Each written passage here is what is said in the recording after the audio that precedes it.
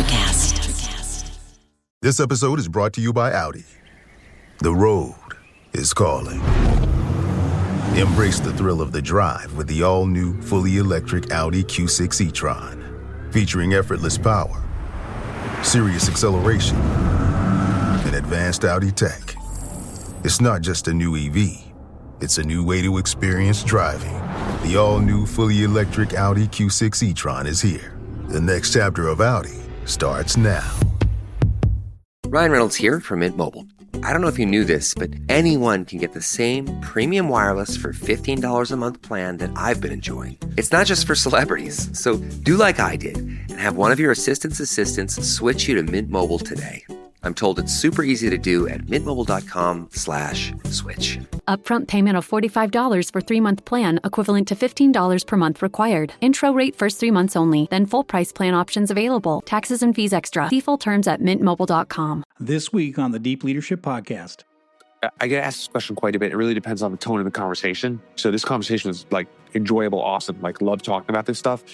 Most of the time it's the same position I say is that find a really good mentor and surround yourself with really good people. Hi, and welcome to Deep Leadership. I'm your host, John Rennie. The purpose of this show is to build a world with better bosses, and we do that by learning from the greatest minds in leadership today. Whether you're new to leadership or a seasoned pro, you'll get practical insights to help you lead with confidence. Today's episode is brought to you by the Salty Sailor Coffee Company, Cadre of Men, and Pharaoh Skincare. Check out the show notes for links to our sponsors and all of my books.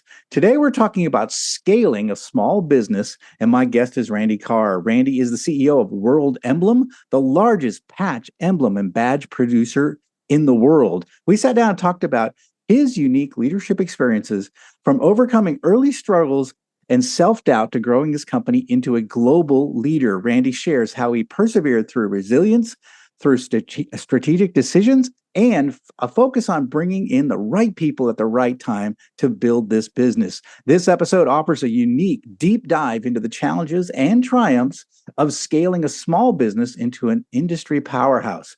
Every leader can benefit from hearing Randy's story. So, are you ready to dive in? Let's get started.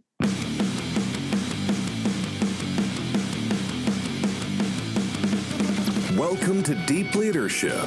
Leadership is a people business. That's the philosophy of your podcast host, John Rennie. As a former Cold War submarine officer who spent 20 plus years leading businesses in corporate America before starting his own manufacturing business, he knows that leadership matters. Are you ready for some real-world actionable advice from John as well as his expert guests? I'm ready. The show starts right now.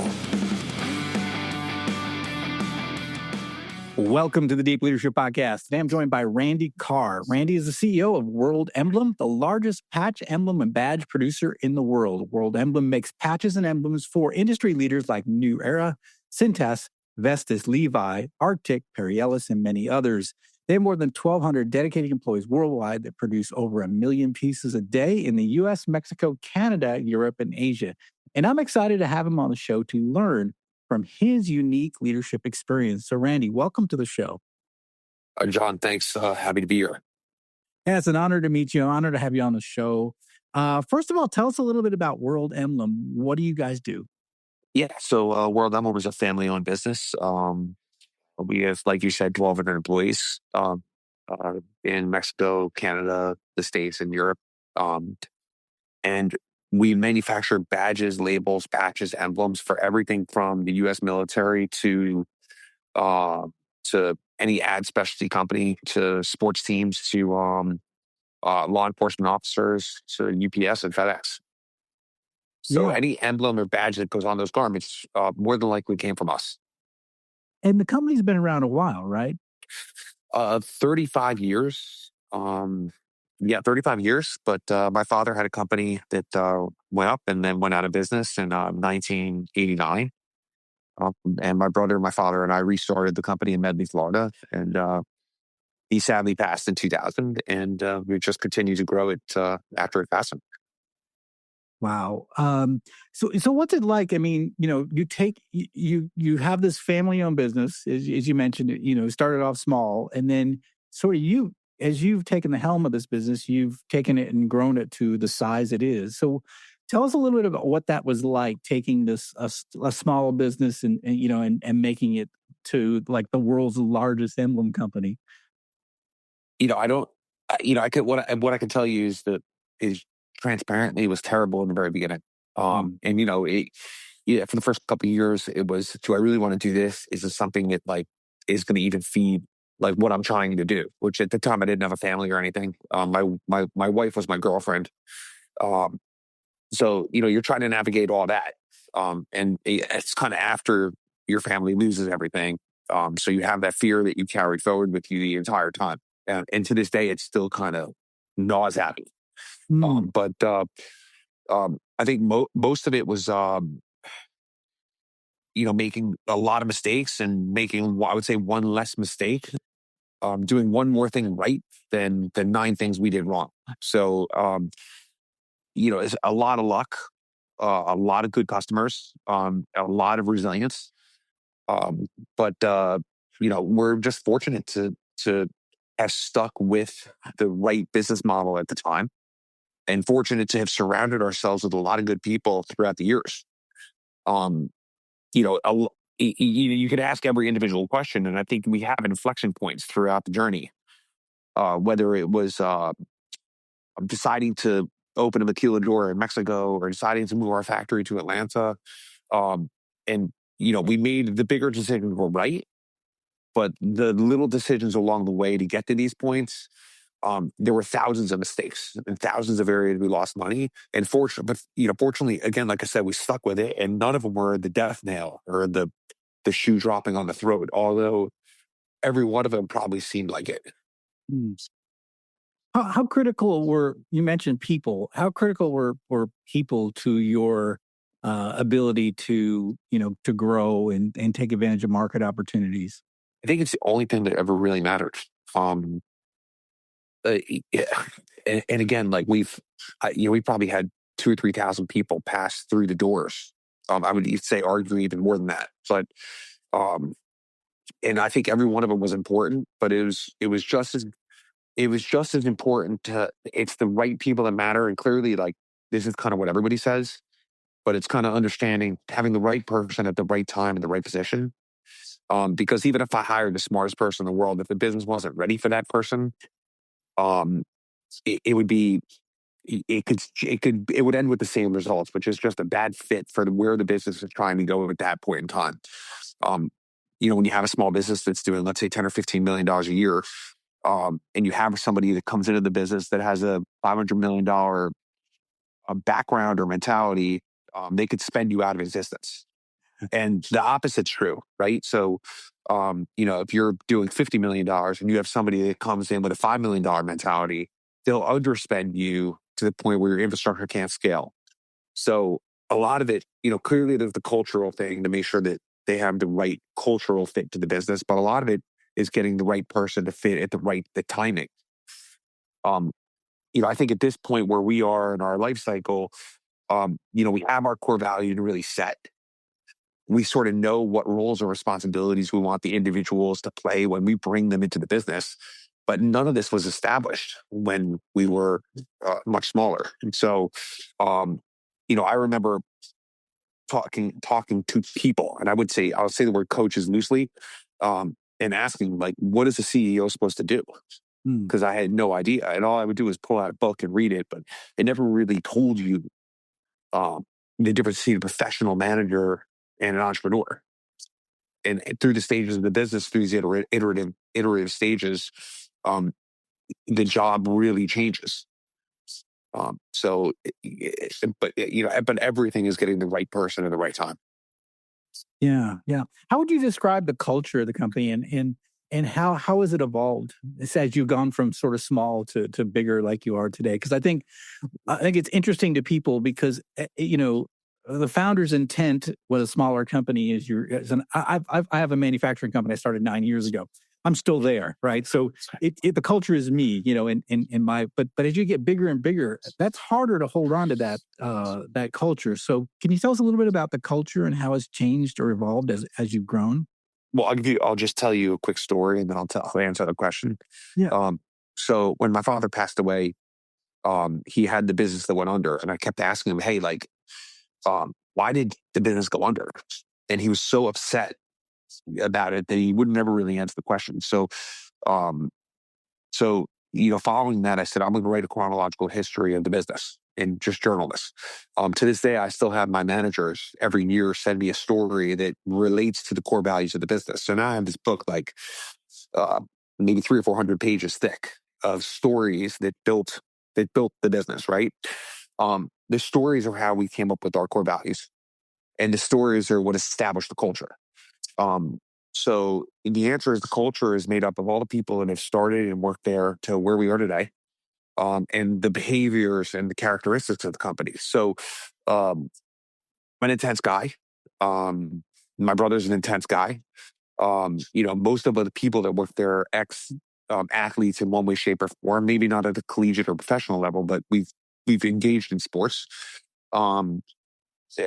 We have a Northeast kind of swagger. So the culture is one of intensity, and competitive urgency. So our business model is, we do close to 1 million envelopes a day. Everything comes in the morning, and we're shipping things that day or the next day or the day after. In one piece minimums, and everything's custom. So it's a very high paced, it's a very fast moving business. And the culture is exactly the same as it was in the beginning, which is a very high level of intensity. But we have our position, which is we want to win every game we play, and the job is to field to put the best players on the field for the game we're trying to play today. We've been accused of it being a little of a boys' club. I have a couple of females on the leadership team, and it's not so much the boys' club, but it is that kind of swagger. We'll be right back after a quick word from our sponsors. This episode is brought to you by Cadre of Men. Leadership is a people business, and for men, real growth happens alongside those who challenge and inspire you. Cadre of Men is your force multiplier, helping you achieve more strength, deeper connections, and a stronger sense of purpose. I'm proud to call myself a member of this dynamic group. Cadre of Men is built for men who refuse to settle.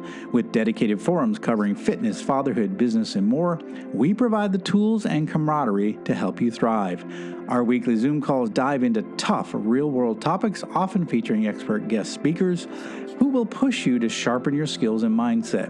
Monthly meetups include intense hikes and hands-on building sessions where you forge bonds through shared challenges. From fitness and finance challenges to mastering public speaking, Cadre of Men delivers actionable curriculum in leadership, business, and personal growth. If you're ready to step up, push past your comfort zone, and lead by example, Cadre of Men is for you. Inside the Cadre, we grow together, lead together, and rise together. Visit cadreofmen.com to learn more and take the first step toward becoming your best self.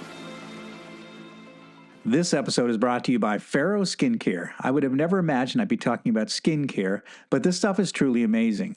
Pharaoh is revolutionizing skincare by replacing harmful chemicals with natural ingredients sourced from regenerative farms. Now, weightlifting is tough on the hands, and Pharaoh's Epidermis is the best product I've ever used to get my callous hands back to normal and stay in the game. Now I use it every day. Pharaoh also works to reduce fine lines, wrinkles, and improve overall skin health. As Pharaoh CEO Charles Mayfield likes to say, a little Pharaoh goes a long way. Deep Leadership Podcast listeners can save 15% off all of their products by using the code DEEP at checkout. So check them out at pharaoh.life. That's FARROW.life. This episode is brought to you by the Salty Sailor Coffee Company, the official coffee of the Deep Leadership Podcast. Salty Sailor is a veteran-owned coffee brand on a mission to deliver premium, fresh roasted coffee while making a positive impact in the world. Their motto is drink coffee and do good, which reflects their commitment to making amazing coffee and actively supporting the military community. 10% of every order goes to the Navy Marine Corps Relief Society, an organization dedicated to helping sailors, Marines, and their families in times of need.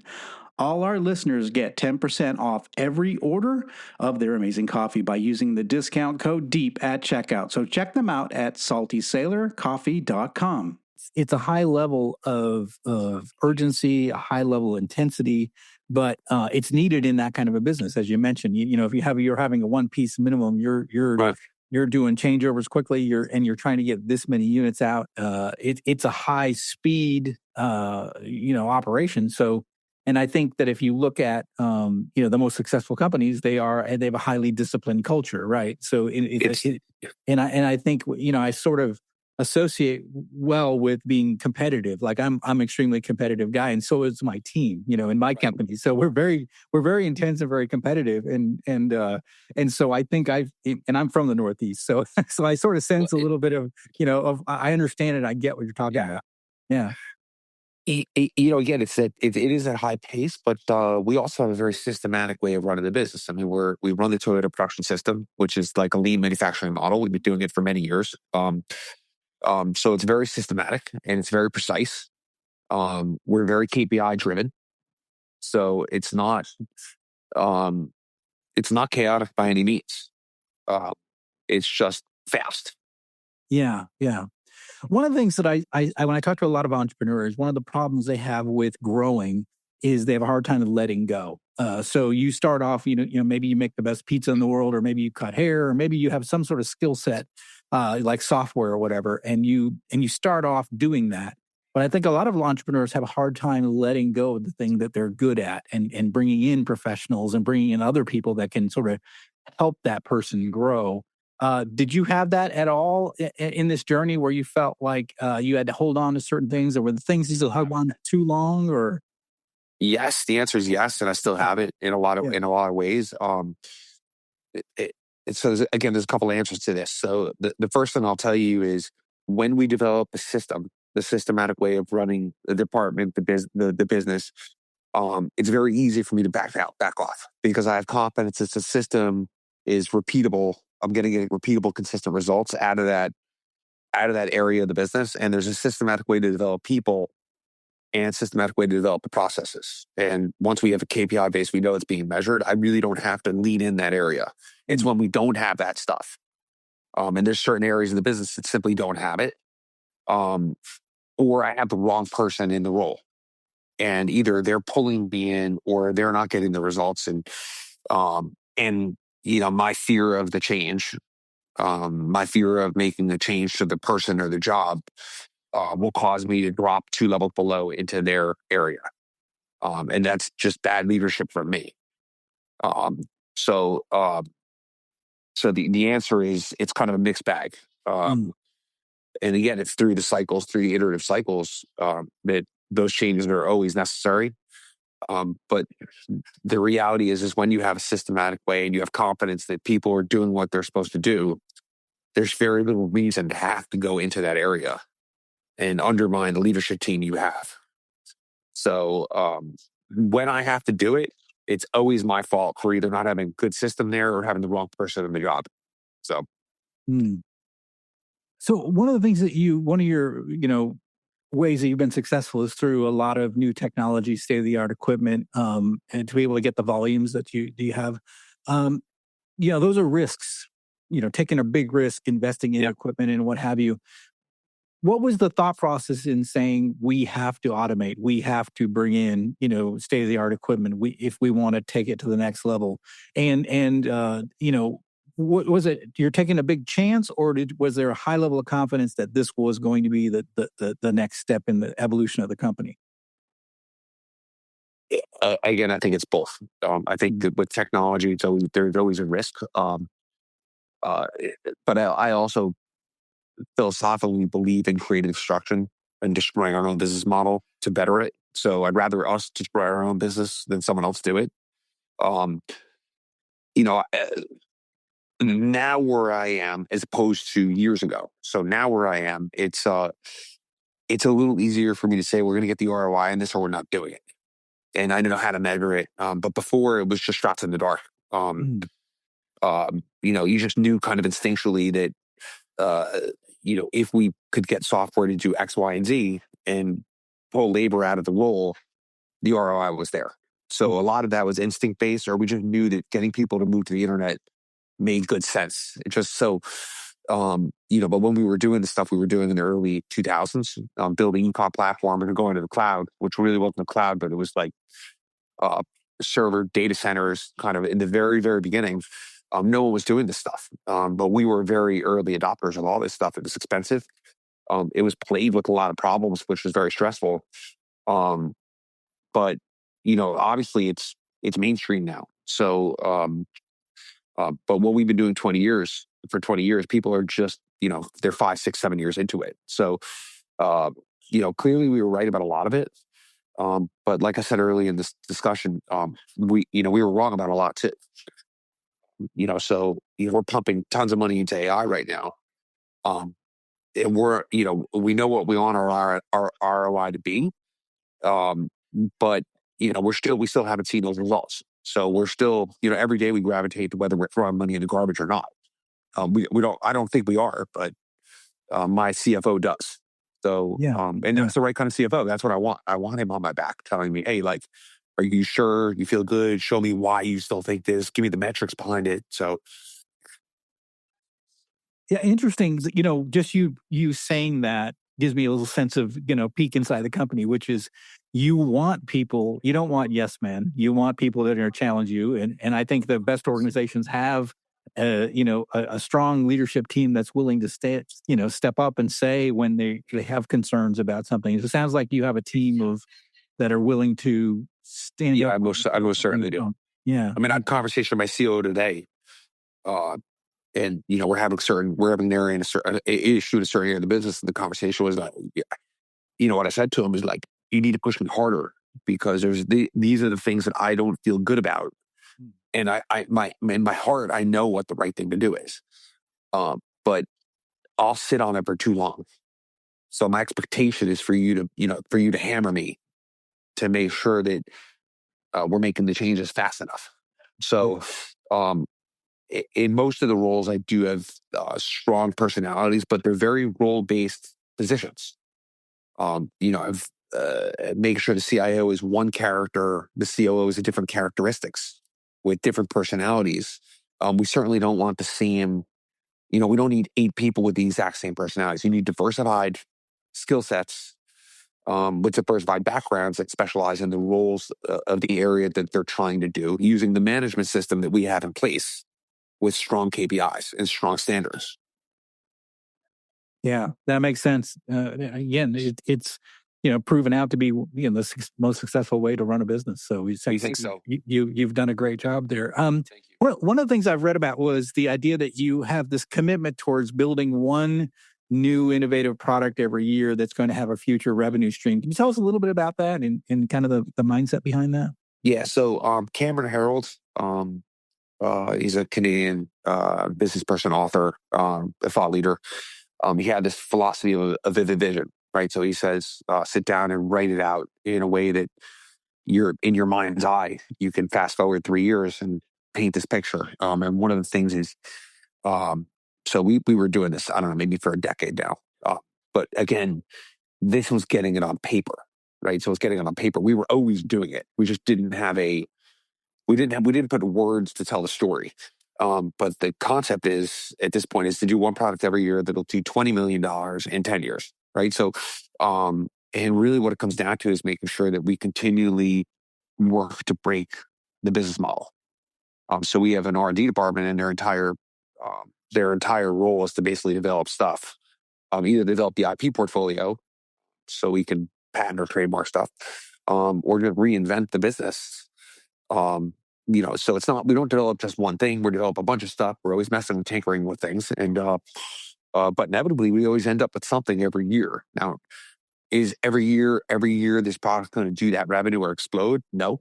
But we've landed on a lot of things that we've patented and that have far exceeded, what we thought it was going to do. And the other thing it does is allows us to kind of learn, and not just learn on the product side, but learn on the market base too. We've launched products that have pulled us completely into different spaces that we never thought we would go into, because the demographic of the customer that bought this product also bought all the other products that we sold. And these are just sort of key coincidences that we've learned and landed on. Yeah, yeah. It's interesting. Some people might hear your story and say, "Well, these guys are already super successful. Why, and why, it'd be easy to rest on your laurels and sort of kick your feet up and enjoy all your success." It doesn't seem like that's an option to you. Look, every day it's another challenge. So, uh, you know, today alone we have a maquiladora in Mexico, and it's 8 o'clock at night where I'm at, and we're planning on 25% tariffs being put in place in 36 hours from now. That's a really big problem. So again, like there's this constant gnawing fear that that when's the next shoe going to drop, and how do we make sure that it doesn't? So, it's I think it's Jim Collins that said productive paranoia. Yeah. And he used that and I don't want to use that word because mine's more like a petrified. Just a petrified person, but it is productive paranoia. So, it's just it's always looking out to make sure that uh, we're not, we don't allow ourselves to get comfortable because there is that nagging fear that what's next. Yeah. The problem with that is you don't have gratitude for what you have. So there's this balance of like, and how much is enough? And unfortunately, like in these kinds of businesses with a lot of human beings, everybody wants to continue to grow, and you're either growing or you're dying. And I'm not sure if that's true or not, but I sort of feel that way all the time. Yeah, interesting. I'm 9 years into my business startup life, and I thought at some point that would go away. That feeling like it could all fall apart any second, but it sounds like it never goes away. So it sounds like I think it just depends on who you are. Like, I have 20 years of therapy between my psychologist and my YPO forum, and I'm still battling that. The balance between like happiness with where you are and the desire to continue to want to get better. Yeah. Yeah. It's interesting. I think a lot of entrepreneurs find themselves in that place as well. Yeah. I'd be shocked if they didn't. Yeah. Yeah. It's interesting. So yeah. Well, talking to you makes me realize that it's never going to get to where I feel like we've arrived. Right. I don't know. If you do, call me and tell me how you did it, because I have yet to do it. I do have moments where I'm thrilled, but I would say the vast majority of times I'm just looking for the next problem. The risk of that, to be fair though, is that you can't focus on more than one thing at a time. So if you're only focusing on the problem, then you're missing the opportunities. So much of like, I have to slap myself and say like, you gotta be looking for the good stuff too. Yeah. Yeah. You're right. I think you're right. It's easy to get to just be so focused on what's next and, keeping everything going. And you forget to just look back every once in a while and say, see how far you came. Right. Yeah, for sure. To realize how good, how far you've come in this long journey, especially when you're with a bunch of other people who have been on this journey with you, and so absolutely. So one of the things that you've done is, you have operations in a lot of different places in the world. And so you've actually done some nearshoring as well. And so you may tell us a little bit about, your thoughts in terms of now, like as you mentioned, tariffs could potentially be a problem with Canada, Mexico, China. So do you find that the fact that you have global operations now that you can shift a little bit easier, or you can shift things around, or what? How are you handling the changes that are coming about, recent changes? Yeah. How much time do we have left? All right. So, again, like we could talk for 3 hours on this. Look, I could do without the 36-hour window, like the quick, I understand why it's being done, because it makes perfect sense. Like they got to stop what they're doing. I get that. But, the marketing answer is we have 200,000 square feet in the States. I could move volume. But my customer won't accept that from the cost that they're paying today. Yeah. So I have to navigate that, and I don't know how I'm going to do it. We've had 10 days to sort of figure this out. We've been on what we're calling crisis meetings every single day trying to figure this out. The problem is I've cut all our CapEx for the next for the next foreseeable future because we're all focused on having to pay tariffs. Yeah. So now millions of dollars that we were planning on software development and AI projects have been sidelined and scuttled to pay taxes. So the reality is what's going to happen here is that the administration that's in there, it is unfortunately doesn't understand and don't care that they're going to tax us out of spending R&D dollars and shoving that into the economy. So, my hope is that it doesn't go through, but we're planning as though it's going to. We're positioned, we can move volume all over the place, but it doesn't mean we're going to be able to do it and make money. So we got to tell that story. And frankly, it's difficult to do it in 2 weeks. Yeah. I think I get the same, the same challenges because we use a lot of offshore different parts and pieces that go into our manufacturing process. So yeah, we're doing the same thing that you're doing. Yeah. We're just trying to figure out, okay, what if this happens? What do we do? And if that happens, so all the different planning and what have you.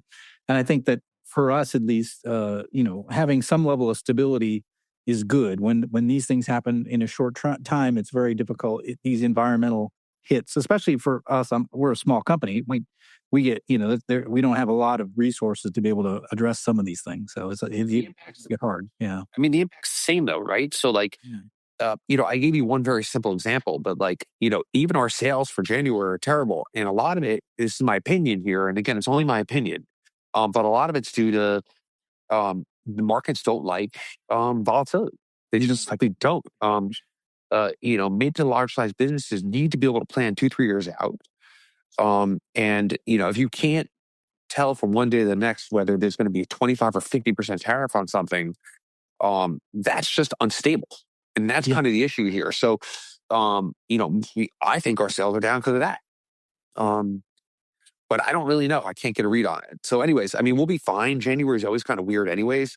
Doesn't help with the storms and the fires and everything else. But the point is what you said is, again, it's instability. Imagine a multinational that has to build a factory that gets that it's a capital project, but it's a 10 or 15-year horizon. No one's thinking oh my God, I got to near towards something. Imagine go into 3 weeks from now, they're getting tariffed out of business. Yeah. So everybody's got everything on hold until this all shakes out. Yeah. Now, I will say the one thing I will say, and I know we're running out of time here, everybody's very optimistic. Like we are too, very optimistic for 2025, but got to get past some of this stuff. Yeah, I think you're the same. I'm in the same position. I feel the same way. Yeah. We're super optimistic, but there's some real uncertainty in the short term. Yeah. Right. And that's what we deal with. We're dealing with these environmental impacts that we have to deal with as CEOs is steer the ship around these big obstacles that just sort of show up. So that's it. Yeah. I'd say the nice thing is it's not inherent to just me, but I don't want to be in the middle of it. I'd rather it be on China and just stay away from the maquiladoras. You got the two largest trading partners in the States with Canada and Mexico, and they're in the middle of it right now. So yeah. Well, So, the decisions have been made over the years to create these systems where these businesses now exist in Mexico and Canada. And it's a 30-year run. It's a 30-year run. Anyways. So clearly I am skin in the game here. So it's why I'm a little emotional. Oh, absolutely. So, what advice would you give to other entrepreneurs who are, want to take their business to the next level? What are, maybe some keys that you want to leave us with? So I get asked this question quite a bit. It really depends on the tone of the conversation. So this conversation is enjoyable, awesome. Love talking about this stuff. Most of the time it's the same position I say is to find a really good mentor. And surround yourself with really good people. So, what's changed my life is YPO. But if your business, for example, might not qualify for YPO because it's for certain size firms, there's EO, which is for smaller size businesses, and they have these mentorship programs. And for smaller mid-size startups, you can get mentorship there. But to find somebody to mentor you and give you advice so you don't trip over the most obvious obstacles that people have already experienced or make the same mistakes that people that have gone down these paths have experienced. And it might not be business. It could be with your family too. So it's all kind of those same things. So to me, that's kind of the best thing I could say. Yeah, 100% agree. Get a mentor, get good people around you. That's going to help you overcome all the challenges of running a business and trying to grow a business. And in this environment, it's tough, it's hard, and you have to have perseverance, and you got to have people you can rely on. So such a great piece of advice. Randy, I want to thank you for coming on the show. How can people find out more about you and your company?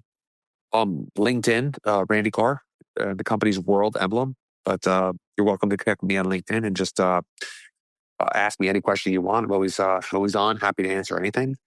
And the website's worldemblem.com. And again, like all my information's out there, and I'm always happy to talk about this stuff.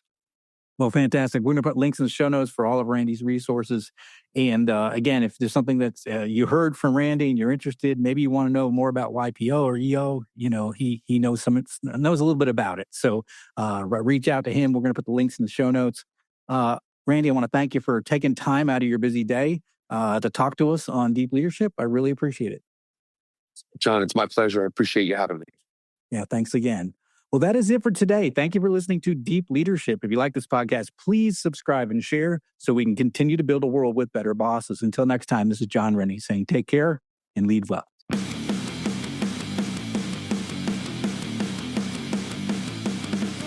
Thank you for listening to Deep Leadership. Thank you. Thank you. Thank you, thank you, thank you for all you do. We hope you enjoyed today's episode.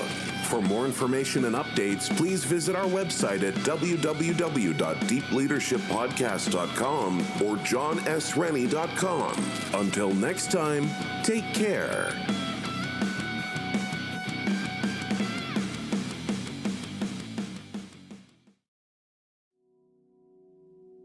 Hi, everyone. I'm Geraldine Glass, a leader in the field of music as medicine, and I'm excited to share with you my newest release of healing sound, Pentatonic Visions, with Chris Scholler and Electricast Records. Immerse yourself in ethereal realms where the harmonies of nature, tribal rhythms, and soundscapes blend with the crystal singing bowls.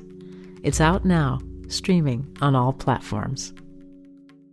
Hi, I'm Sherilyn Fenn from Twin Peaks. What did you do on your last Saturday night? Did you hear something? Toilet paper. There's none. Nada. The reserves have gone dry. People are hoarding it. I should have done that. They're all out of hand sanitizer at my Target. Mark, when did you last watch the news? We are getting reports of forced quarantines in China, Japan, and now Italy. You're cutting onions in half and putting them around your apartment. Yes, exactly. It kills the COVID. Excuse me? Let's go. Let's go. Get in. Vamos, rápido. Have you ever driven one of these? Never. I'll drive, ladies.